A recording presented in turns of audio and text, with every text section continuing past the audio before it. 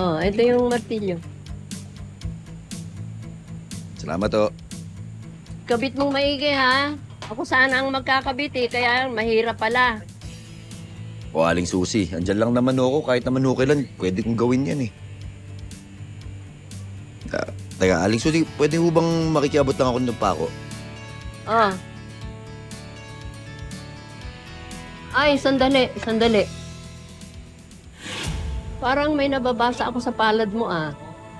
Di mo na itatanong, marunong akong bumasa ng kapalaran ng tao. Nagtataka lang ako sa iyo. Para kang nasa usok.